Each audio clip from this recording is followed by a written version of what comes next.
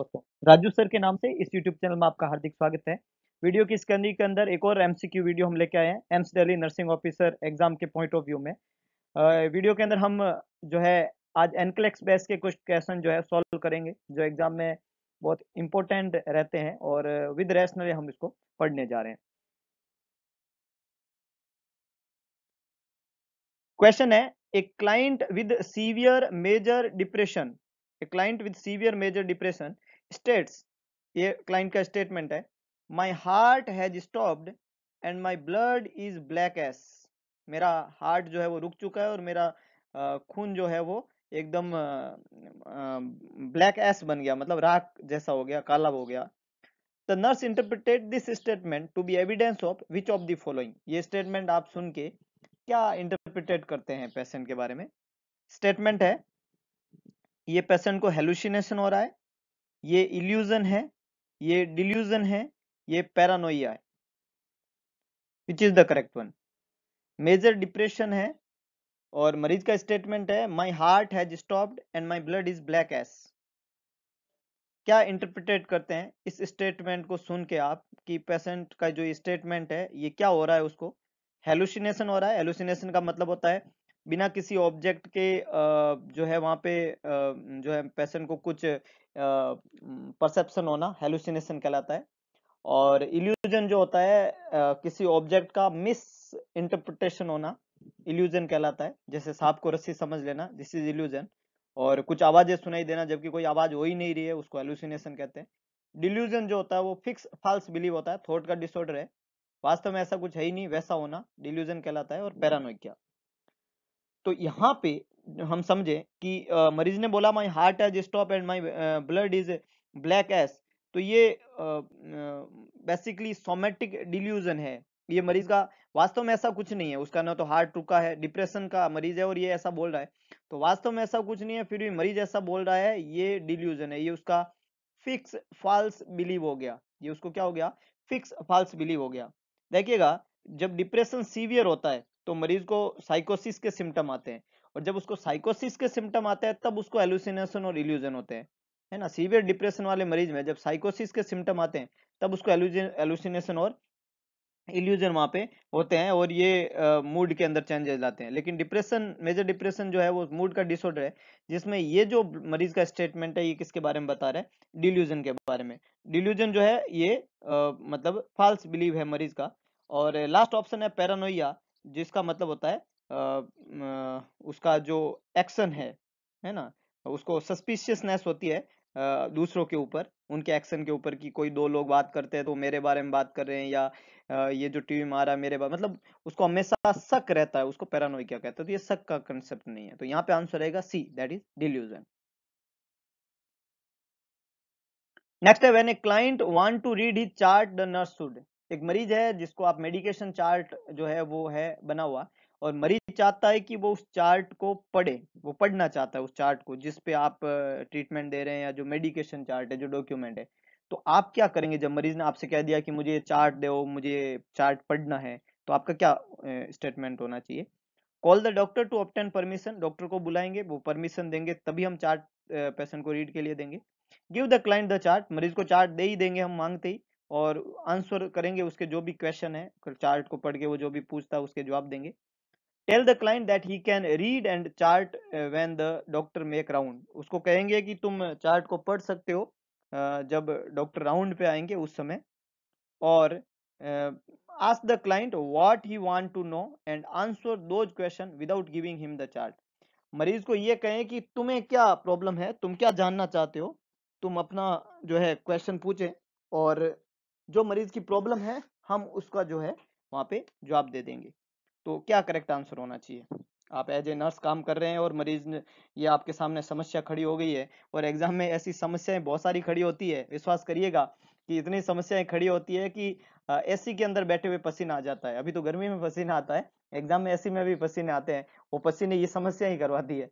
तो ये समस्या अगर हम पहले से सॉल्व करके रखेंगे, मजबूती से सॉल्व करके रखेंगे, कंसेप्ट बना के रखेंगे, अपने आप को विश्वास के साथ में एग्जाम में उतारेंगे ना, तो गर्मी में भी ठंड लगने लग जाती है।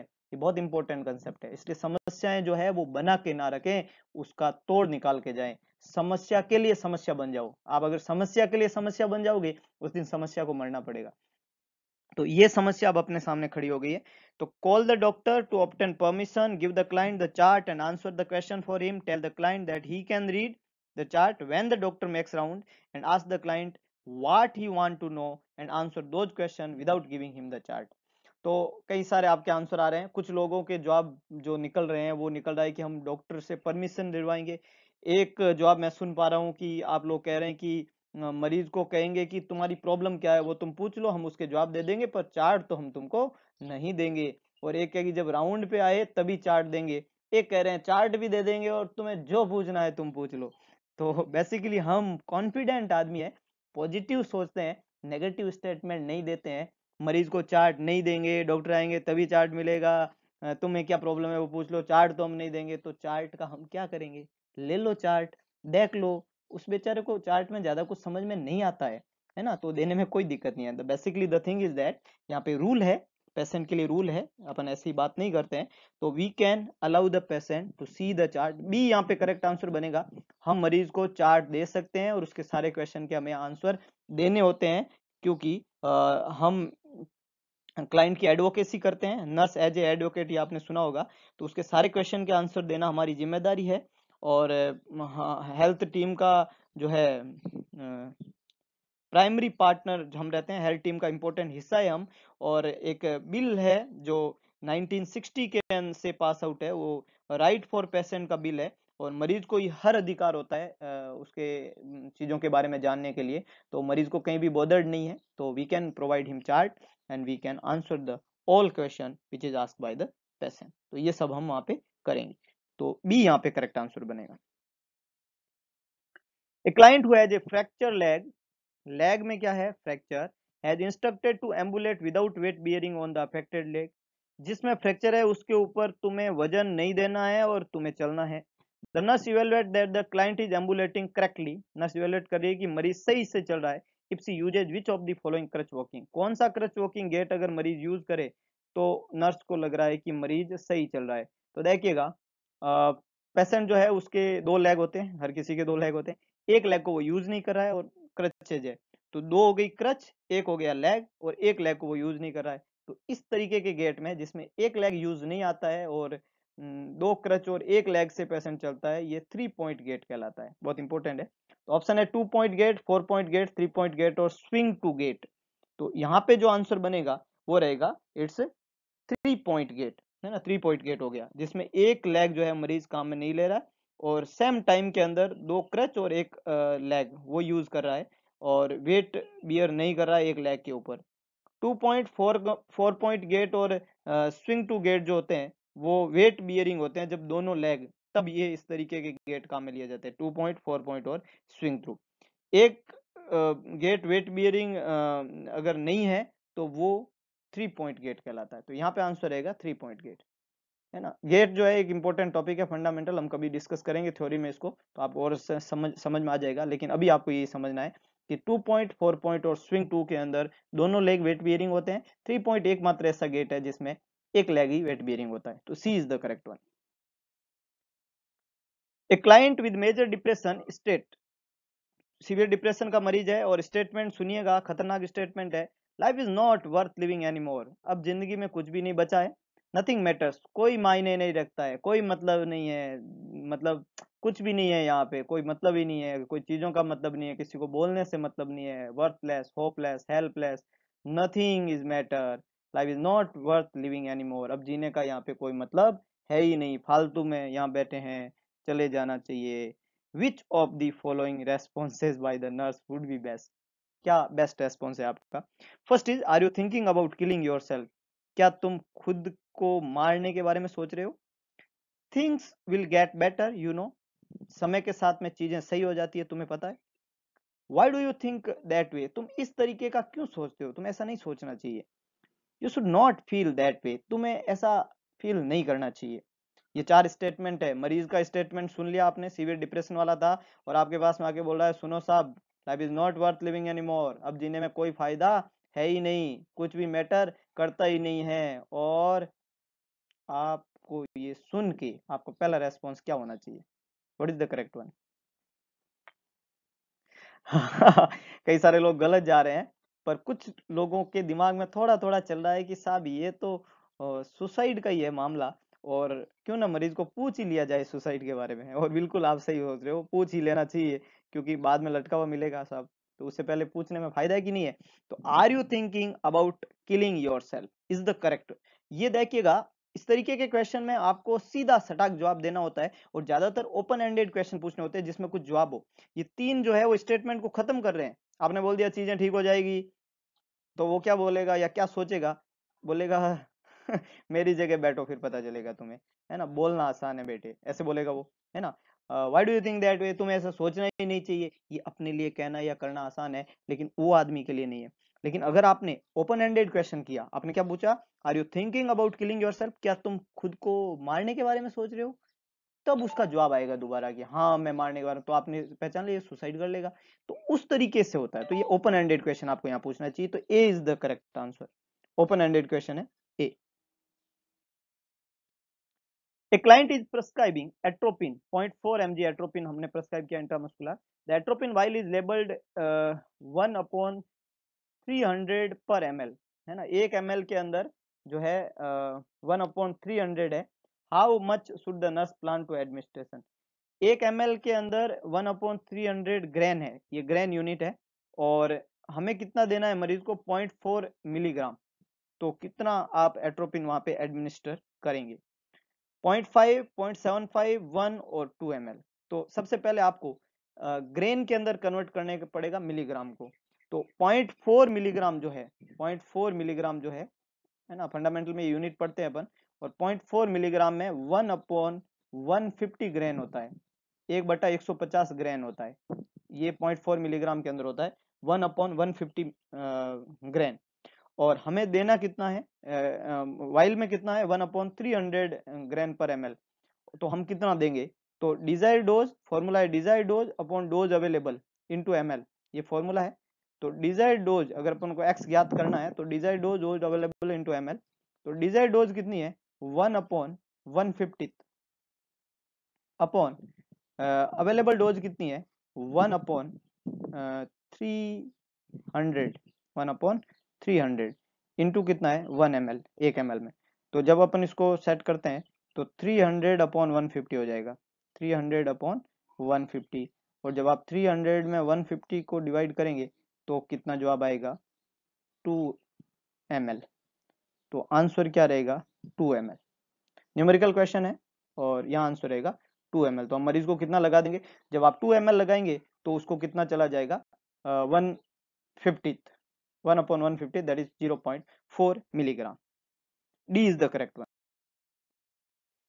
A multiparous client tell the nurse that she is using medroxyprogesterone. Medroxyprogesterone काम में ले रही है for the conception, conception के लिए medroxyprogesterone उसको दवाई लग रही है, वो उसको यूज कर रही है, और मल्टीपेरा वुमन है। The nurse instruct the client to increase her intake of which of the following, कौन से ड्रग के इंटेक को वहां पे बढ़ाया जाएगा व्हेन शी इज यूजिंग मेड्रोक्सीप्रोजेस्टेरोन।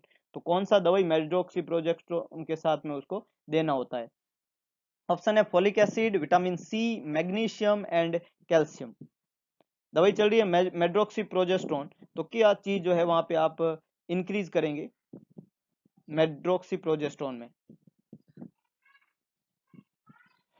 देखिएगा, मेड्रोक्सीप्रोजेस्टेरोन जो है वो बॉडी में, मतलब उसका साइड इफेक्ट होता है कि वो ऑस्टियोपोरोसिस की रिस्क को बढ़ाती है ना, हार्मोन है, और ये ऑस्टियोपोरोसिस की रिस्क को बढ़ाती है।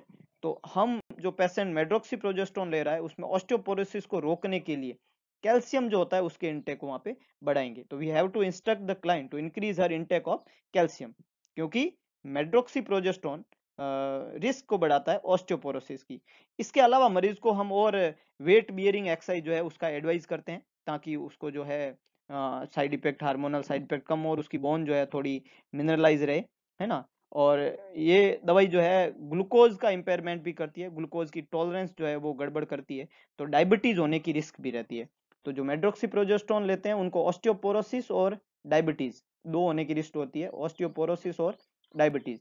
ऑस्टियोपोरोसिस को प्रिवेंट करने के लिए, कम करने के लिए हम क्या देते हैं वहां पे, कैल्शियम के इंटेक को बढ़ाते हैं। तो D is the correct one. Folic acid, vitamin C और मैग्नीशियम का यहाँ कंसेप्ट नहीं है। नेक्स्ट है older adult with non cardiovascular disease. Older adult जिसको कार्डियोवैस्कुलर डिजीज है must balance which of the following measures for optimum health. Optimum health के लिए क्या मेजर्स काम में लेंगे? कार्डियोवैस्कुलर डिजीज होने की संभावना है ओल्डर एडल्ट को, तो क्या बैलेंस रखना है उसको?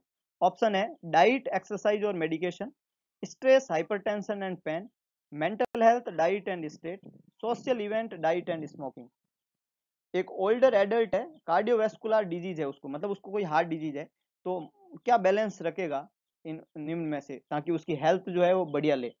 तो हेल्थ के परम वेरी गुड, बहुत सारे लोग इसका जवाब सही दे पा रहे हैं, मैं ये समझ रहा हूँ। अभी तक थोड़ा मामला थोड़ा कॉम्प्लिकेटेड सा चल रहा है आज मामला, मैं ऐसा समझ रहा हूँ, लेकिन ये बहुत इंपॉर्टेंट कंसेप्ट है, you have to make the concept, है ना, वन बाय वन। देखिए हमने बहुत छोटी छोटी चीजों से शुरू की, तो शुरू शुरू में आपको काफी इजी क्वेश्चन दिए मैंने, अभी मैं थोड़ा टफ बना रहा हूँ, फिर मैं और इसको खींच के टफ बनाऊंगा ताकि आप अच्छे से तब के दिल्ली एम्स को जो है फोड़ सके। तो अ, यहाँ पे बहुत इंपॉर्टेंट कंसेप्ट है कि जो भी कार्डियोवैस्कुलर रिस्क पे होता है मरीज, उसके हेल्थ को प्रमोशन करने के लिए, for the promotion of health, हमें तीन चीजों का ध्यान रखना होता है। एक तो मरीज को रेगुलर दवाई लेनी है, मेडिकेशन, मरीज को रेगुलर एक्सरसाइज करनी है, और उसको डाइट का ध्यान रखना है। ये DEM या MED कैसे भी बोलो, मेडिकेशन में मेड आता है ना, तो मेडिकेशन, एक्सरसाइज और डाइट, ये तीन चीजें हर कार्डियोवैस्कुलर डिजीज वाले मरीज को बहुत अच्छे से मैनेज करना होता है। ये तीनों जो है हेल्थ के प्रमोशन में क्या करते हैं, मदद करते हैं। तो उसको डाइट का ध्यान रखना होता है हेल्थ के प्रमोशन के लिए, उसको मेडिकेशन का और एक्सरसाइज का ध्यान होता है। पेन का मैनेजमेंट, जैसे एक ऑप्शन में दिया हुआ है पेन का मैनेजमेंट, है ना, एक ऑप्शन में दिया हुआ सोशल इवेंट, तो इनसे कोई बीमारी का डायरेक्ट लिंक नहीं है, हेल्थ के प्रमोशन में इनका कोई फीचर नहीं है।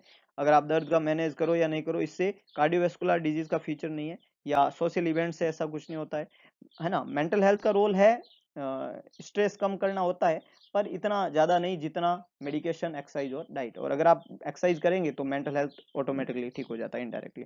तो ए यहाँ पे करेक्ट आंसर जाएगा। नेक्स्ट है an infant is born with facial abnormality. देखिएगा क्या क्या एब्नॉर्मलिटी है बच्चे के अंदर, बच्चे के फेस के अंदर एब्नॉर्मलिटी है, इसके अलावा उसके ग्रोथ में रिटार्डेशन हुआ है, उसको मेंटल रिटार्डेशन हुआ है, और उसके विजन में एब्नॉर्मलिटी है। तो ये जो अबनॉर्मलिटी है, ये माँ के क्या चीज करने की वजह से हुआ है? अल्कोहल लेने से, विटामिन B6 की कमी से, विटामिन ए की कमी से, या फोलिक एसिड की कमी से? What is the correct one? अब एक चीज को नहीं पकड़िएगा, ज्यादातर हम क्या प्रॉब्लम करते हैं एग्जाम में, जैसे हमें यहाँ पे मिला, बाकी कुछ समझ में नहीं आ रहा, उन्होंने बोला विजन में प्रॉब्लम है, तो हमें विटामिन ए ही दिखता है। विटामिन ए से विजन में प्रॉब्लम जिनमें कमी होती है उसमें हो जाती है, लेकिन ये तो माँ के इंटेक की वजह, अगर माँ ने विटामिन ए का डेफिशिएंसी था, तो उससे बच्चे का दिखना यहाँ शुरू थोड़ी हो रहा है ना। तो ये डायरेक्ट लिंक ऐसे नहीं होता है, ऐसे एग्जाम में कभी सेटिंग बिठा के गड़बड़ ना करें, ऐसे नहीं होता है। आपको सारे फीचर्स को साथ में लेना है, फेस में एब्नॉर्मलिटी, ग्रोथ में रिटार्डेशन, दिमाग, देखिएगा चेहरा बिगड़ रहा है, दिमाग नहीं बन रहा है, बॉडी की ग्रोथ नहीं हो रही है पूरी बॉडी की, और दिखने में भी प्रॉब्लम है, तो ये मल्टीपल एस्पेक्ट्स है यहाँ पे, और ये सारे फीचर्स है फीटल अल्कोहल सिंड्रोम। एक सिंड्रोम है, हम पीडियाट्रिक में पढ़ते हैं, फीटल अल्कोहल सिंड्रोम, और ये सारे फीचर किसके हैं? फीटल अल्कोहल सिंड्रोम के। और फीटल अल्कोहल सिंड्रोम जो होता है, ग्रुप ग्रुप ऑफ सिम्टम आते हैं उसके अंदर, और ये सिम्टम सारे मदर के अल्कोहल लेने की वजह से बच्चे के ऊपर होते हैं फीटल लाइफ में। तो अल्कोहल कंजप्शन जब मदर करती है, तो बच्चे में होता है fetal alcohol syndrome, fetal alcohol syndrome. और ये फीटल अल्कोहल सिंड्रोम के अंदर बच्चे में फेशियल फीचर गड़बड़ होते हैं, उसका दिमाग गड़बड़ होता है, मेंटल रिटार्डेशन होता है, उस बच्चे के अंदर विजन में प्रॉब्लम होती है, और उस बच्चे में जो है वहां पे ग्रोथ में रिटार्डेशन होता है। Fetal alcohol syndrome is the correct answer, A is the correct answer, alcohol consumption is the problem. इसके अलावा जो ऑप्शन दिए हुए हैं बाकी, जिसमें आप देख रहे हो कि फोलिक एसिड जो है उसका डेफिशिएंसी होता है, तो फोलिक एसिड की डेफिशिएंसी से बच्चे में जो है न्यूरल ट्यूब डिफेक्ट एक प्रॉब्लम आती है, जो हम पढ़ते हैं न्यूरल ट्यूब डिफेक्ट, ये रहती है।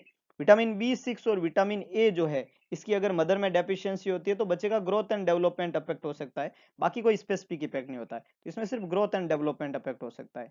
इसमें बच्चे को न्यूरल ट्यूब डिफेक्ट हो सकता है, लेकिन इसमें ये सारी चीजें होती है, mental retardation, growth retardation, facial abnormality, vision abnormalities. Next है client whose condition remain stable after MI gradual increase his activity. MI का मायोकार्डियल इंफाक्शन हुआ था, और उसके बाद में उसकी कंडीशन अभी स्टेबल है, और ग्रेजुअली वो इंक्रीज कर रहा है एक्टिविटी। अपनी धीरे-धीरे अब एक्टिविटी बढ़ा रहा है। जब भी एमआई का अटैक आता है, मरीज़ को बेड रेस्ट पे रख देते हैं, एक्सर्शन कम कराते हैं, ऑक्सीजन की डिमांड कम कराते हैं, हार्ट को और इंजरी होने से प्रिवेंट करते हैं। लेकिन अब धीरे-धीरे वो अपनी एक्टिविटी को ग्रेजुअली बढ़ा रहा है। बहुत वर्स्ट कंडीशन है आज के ज़माने में, हार्ट अटैक कभी भी किसी को भी आ जाता है। इसलिए अपने दिल को थोड़ा खुश रखिए और आज़ाद रखिए, स्ट्रेस फ्री रखिए उसको, उसको कम रुलाइए, क्योंकि वो ज़्यादा रोता है तो उसमें स्पाज़्म हो जाते हैं और ब्लड सप्लाई रुक जाती है ना? तो खुश रहिए, मस्त रहिए और क्वेश्चन देखते रहिए और जल्दी से नौकरी में लग जाइए और ज़िंदगी को आबाद और सलामत और खुशहाल बनाइए। ये हमारी कोशिश यही है कि बहुत सारे लोगों का एमआई कैसे रोका जा सकता है, नौकरी दिलवा के। तो इसलिए हम रोज़ मेहनत करते हैं, आप भी करिए, कई लोगों को और खुश करवाने में मदद करें, इस चैनल को कई लोगों तक पहुँचाने में मदद करें, ये बहुत इंपॉर्टेंट कांसेप्ट है। तो यहाँ पे यही क्वेश्चन है और हमने एक बहुत बेहतरीन क्वेश्चन बनता है कि एट प्रेजेंट सिचुएशन जो है सबसे ज़्यादा किस बीमारी जो है उसको वो फैलने का प्रॉब्लम है, मतलब सबसे नंबर 1 पे अगर कोई बीमारी है तो कार्डियोवैस्कुलर डिजीज़ है ऑल ओवर वर्ल्ड के अंदर। तो ये एमआई यहाँ पे एक इंपॉर्टेंट कांसेप्ट है। तो एक्टिविटी बढ़ रही है मरीज को तो which of the following condition should the nurse assess to determine whether the activity is appropriate for the client. कौन सी चीजें जो है असेसमेंट आप करेंगे तो आप डिटरमाइन कर पाएंगे कि एक्टिविटी जो है मरीज के लिए अप्रोप्रिएट है या नहीं है। मतलब जैसे एक्टिविटी करा तो ऐसा क्या सिम्टम आप असेस करना चाहेंगे कि एक्टिविटी करानी चाहिए, एक्टिविटी रोक देनी चाहिए, एक्टिविटी करने से कोई प्रॉब्लम नहीं है, ऐसा क्या इवेलुएट करके आप बता सकते हैं पेशेंट को। तो ऑप्शन है एडिमा, साइनोसिस, डिस्निया और वेट लॉस, है ना। एक्टिविटी कर रहा है तो एडिमा हो रहा है या साइनोसिस हो रही है या डिस्निया हो रहा है या वेट लॉस, ये सब। वेरी गुड, बहुत अच्छे, इस बात को आप बहुत अच्छे से पकड़ पाए हो। इसलिए डिस्निया, डिस्निया ऑन एक्सर्शन ये हम पढ़ते हैं। एक्सर्शन मतलब एक्टिविटी, तो अगर एक्सर्शन करने पे डिस्निया हो रहा है इसका मतलब हार्ट वापस अफेक्ट हो रहा है, इसलिए एक्टिविटी को तुरंत क्या कर देना पड़ेगा, रोक देना पड़ेगा।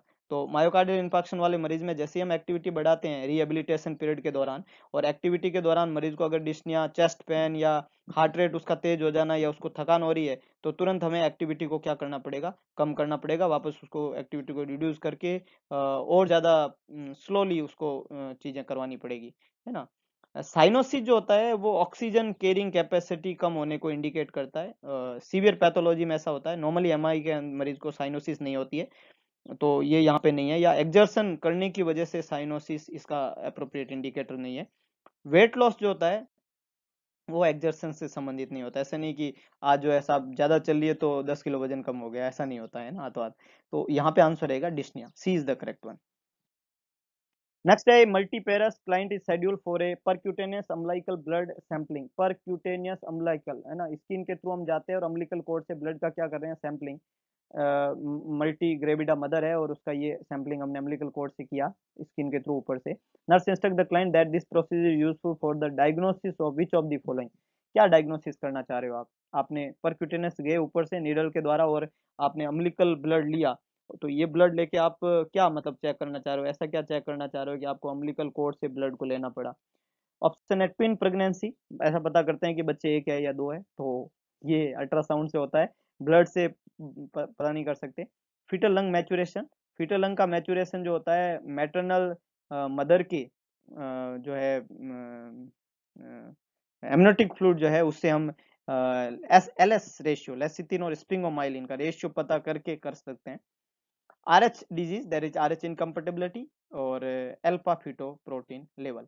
तो अल्फा फीटोप्रोटीन मैटरनल सीरम से या एमनियोटिक फ्लूइड से करते हैं, अम्बिलिकल ब्लड से नहीं करते हैं। अम्बिलिकल ब्लड से बेसिकली RH इनकम्पेटिबिलिटी देखते हैं, वो बच्चे जिनमें हिमोलाइसिस होता है, पीडियाट्रिक में हम पढ़ते हैं और बहुत अच्छे से इस पूरे टॉपिक को पढ़ते हैं, तब आपको ये बच्चे से समझ में आता है। तो कोड ब्लड सैंपलिंग हम लेते हैं, इसको कोड ब्लड सैंपलिंग कहते हैं, अम्बिलिकल ब्लड सैंपलिंग या कोड ब्लड सैंपलिंग, और ये RH इनकम्पेटिबिलिटी का पता लगाने में यूजफुल है। तो यहाँ पे आंसर रहेगा सी, ए बी और डी गलत है, C is the correct one, that is RH disease या RH incompatibility. Next one, which of the following is a side effect of vancomycin and need to be reported promptly. Vancomycin का कौन सा side effect है, और अगर कोई side effect vancomycin से हुआ है तो तुरंत जो है उसको नीड रहती है उसको रिपोर्ट करने की, वो कौन सा है। ऑप्शन है वर्टिगो, टिनाइटस, मसल स्टिफनेस और अटेक्सिया। वो क्लाइंट जिसको वैनकोमाइसिन चल रहा है उसको क्या साइड इफेक्ट होता है तो तुरंत जो है हमें रिपोर्ट करने की जरूरत होती है, वर्टाइगो, टिनाइटस, मसल स्टिफनेस और ataxia.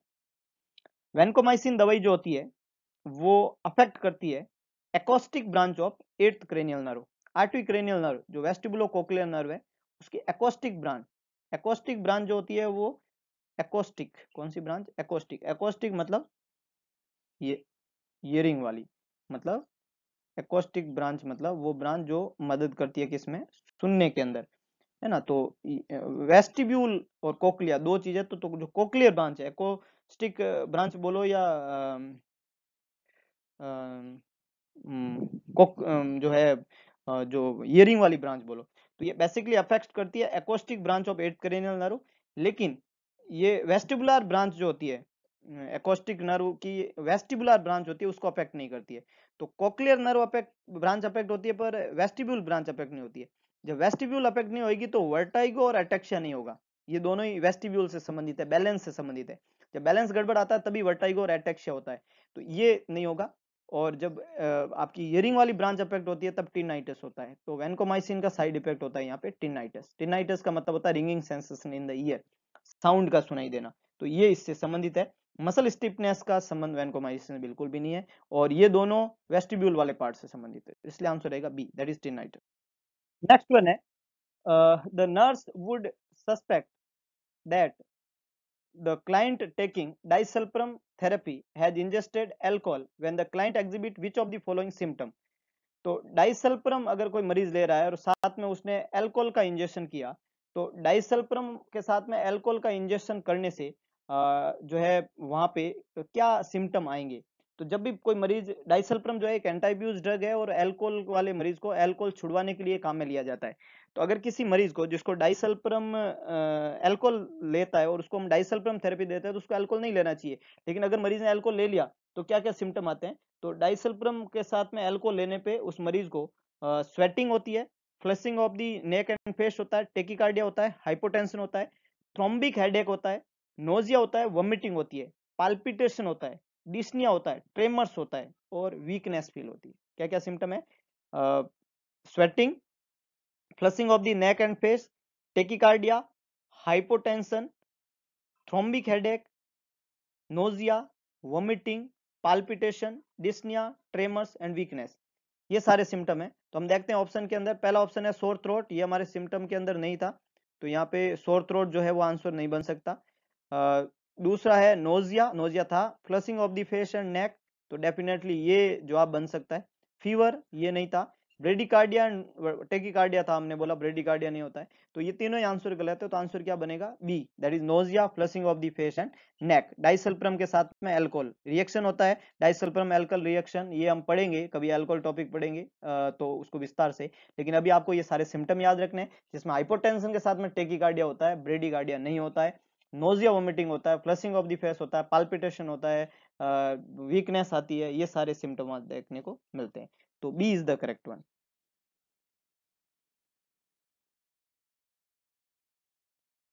Next one, the expected physiological response to a low potassium level is. अगर बॉडी में पोटेशियम कम है, इसको बोलते हैं हाइपोकैलीमिया, तो क्या एक्सपेक्टेड फिजियोलॉजिकल रेस्पॉन्स होगा पोटेशियम कम होने वाली कंडीशन के अंदर? तो ऑप्शन है कार्डियक डिसएरिथमियाज, हाइपरग्लाइसीमिया, हाइपरटेंशन और इंक्रीज्ड एनर्जी। तो आपको पहले पता होना चाहिए कि हाइपोकैलीमिया के सिम्टम क्या होते हैं, है ना। जब भी पोटेशियम का लेवल कम होता है बॉडी में, तो वो सेल्यूलर लेवल पे इम्बैलेंस कर देता है बॉडी में इलेक्ट्रोलाइट्स को, और उसकी वजह से डिसएरिथमियाज और कार्डियक अरेस्ट बहुत कॉमन है ना। उसकी वजह से क्या होता है? डिसएरिथमियाज एंड कार्डियक अरेस्ट। तो पहला ऑप्शन है कार्डियक डिसएरिथमियाज, तो ये ए करेक्ट है। जब बॉडी में पोटेशियम जो है उसका लेवल कम हो जाता है तो कार्डियक डिसएरिथमियाज होता है। हाइपरग्लाइसीमिया जो होता है वो ब्लड शुगर के बढ़ने की वजह से होता है, जिसका संबंध पोटेशियम से नहीं है, इंसुलिन की कमी की वजह से होता है। हाइपरटेंशन, बीपी का बढ़ना, पोटेशियम से कोई रिलेशन नहीं है, बीपी और पोटेशियम एक दूसरे के आपस में संबंध नहीं है। और एनर्जी का बढ़ना भी पोटेशियम के कम होने से उल्टा आदमी को जो है एनर्जी कम हो जाती है, मसल में वीकनेस रहती है और वो काम नहीं कर पाता। तो यहाँ पे आंसर रहेगा ए, दैट इज कार्डियक डिसएरिथमियाज। तो ये कुछ इंपॉर्टेंट क्वेश्चन थे जिसको हमने विद रैशनली आज सॉल्व किया है। इसी तरीके के मजेदार क्वेश्चन को समझने, सुनने और कंसेप्ट बनाने के लिए जुड़े हुए रहिए मेरे यूट्यूब चैनल से। अगर आपको वीडियो पसंद आए तो वीडियो को लाइक करें, वीडियो को शेयर करें और चैनल को सब्सक्राइब करना ना भूलें। ये सब करें, इसके अलावा कमेंट बॉक्स में अपना जरूर जवाब दें। इसके अलावा एक काम जरूर करें, इस चैनल को और इस वीडियो को मैक्सिमम लोगों तक पहुंचाने की जिम्मेदारी उठाएं, मन से करें, कई लोगों तक पहुंचाएं, ताकि आपकी इस छोटी सी कोशिश या हम सब लोगों की ये छोटी सी कोशिश जो है वो शायद किसी घर का चिराग जलाने में सक्सेस हो। एक बार करके देखिएगा, आपको अच्छा लगता है। धन्यवाद।